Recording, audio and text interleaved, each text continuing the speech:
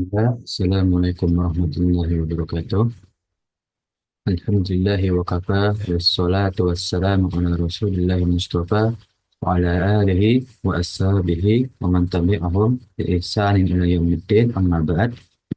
InsyaAllah, di pada pagi hari ini kita lanjutkan pembahasan kita di kitab Adabul Mufrad, di mana setiap pertemuan anak kita ulang kembali bahwa kitab Adabul Mufrad adalah kitab yang disusun dan dirangkai oleh Imam Bukhari rahimahullah ta'ala, yang berbicara tentang akhlak Islamiyah. Nah, bagaimana Rasulullah SAW ya mempraktekkan, ya menjadikan kita sebagai teladannya, sebagai menjadikan Rasulullah SAW sebagai teladan kita ya dalam kita berakhlak ya. Nah, maka dari itu ya lanjutkan pembahasan kita ya di bab ketujuh, durhaka kepada kedua orang tua, ya, salah satu hal yang dicela dalam Islam, ya, salah satu dosa besar juga ya kan? Nah, seperti di hadis 15 ya dari Abu Bakr, ia berkata Rasulullah SAW bersabda, mau kan aku beritahukan tentang dosa yang paling besar. Ya, lalu beliau mengucapkan tiga kali tentang hal tersebut, ya, maka para sahabat menjawab, ya tentu wahai Rasulullah SAW. Ya, beliau bersabda mempersekutukan Allah Subhanahu Wa Taala itu syirik. Ya.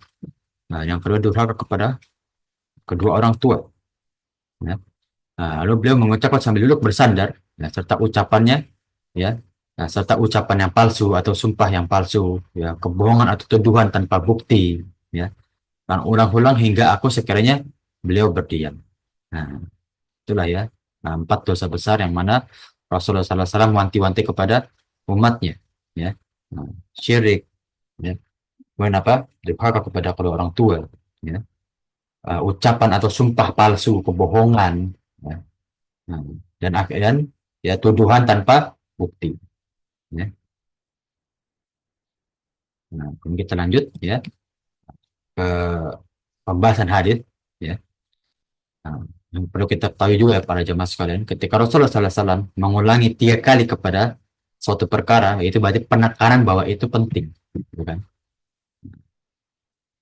Maka kita tahu ya dosa itu ya di kandungan hadis ada dosa besar dan juga dosa kecil, ya. Nah, dan juga ini ancaman ya, nah, kepada empat dosa besar tersebut, ya. Inilah ya uh, pengharaman bohong, ya, bohong itu kan haram, ya, dusta itu haram, ya.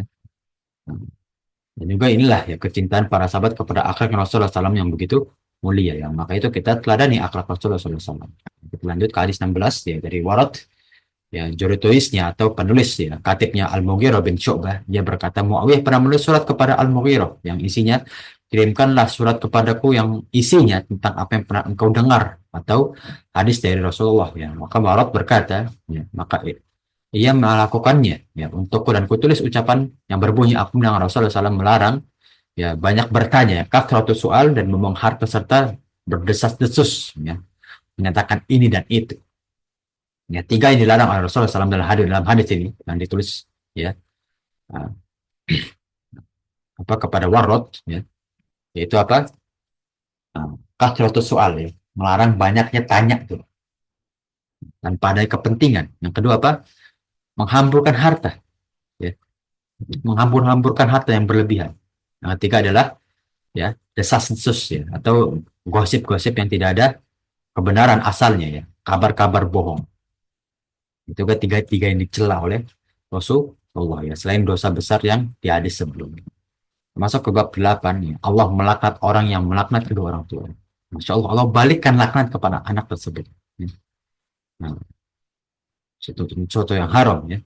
Nah, di hadis 17 ya dari Abu Tufail, ia berkata suatu ketika Ali ditanya apakah Nabi mengkhusus kalian dengan sesuatu yang seluruh manusia tidak diberinya. Ya. Ada nggak syariat yang khusus kepada syariat kepada umatnya Rasulullah? Allah.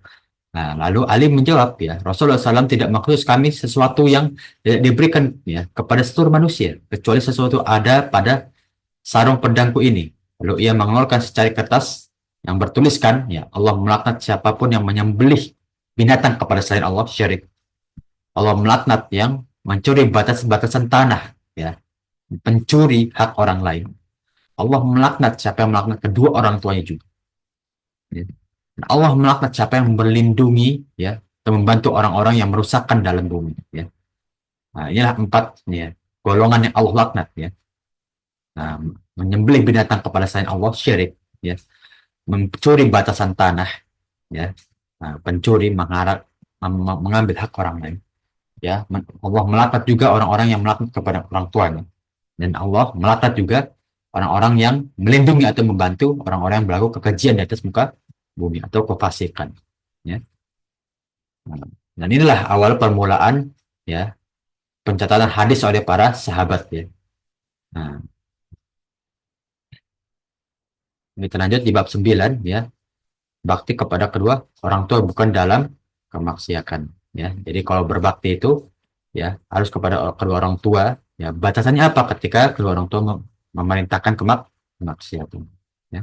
Dari Abu Darda, ia berkata Rasulullah SAW memberi wasiat kepadaku dengan 9 perkara, ya.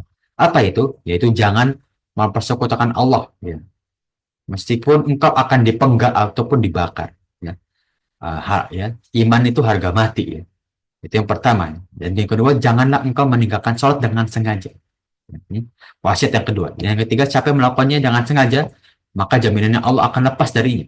Allah laknat dia, Allah biarkan dia dalam kejian, ya, jumus dia. Yang ketiga, jangan minuman-minuman keras, karena itulah kunci dari keburukan yang lain.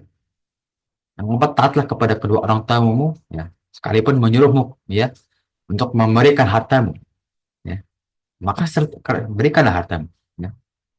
Nah, yang kelima, janganlah melawan pemimpin walaupun engkau tahu bahwa engkaulah yang benar, ya. Nah, bahkan kalau kita benar, ya, dan pemimpin mau menyuruh kita, kita wajib untuk menahan diri kita. Yang keenam, jangan lari dari pertempuran meskipun engkau binasa dan temanmu lari, ya. Jangan mundur dari pertempuran, ya, ya, dari perang di jalan Allah, jihad fisabilillah, ya. Yang ketujuh, ya, berikanlah nafkah dari hartamu kepada keluargamu. Ini wajib bagi kepala keluarga, ya. Nah, yang ke-8, jangan lalai dari mengawasi keluargamu, ya, mendidik keluargamu, jangan engkau lalai, ya. Nah, jangan malah udah besar baru kita lalai, jangan. Dari kecil jangan sampai kita lalai dalam mendidik anak, jangan sampai kita lalai, ya.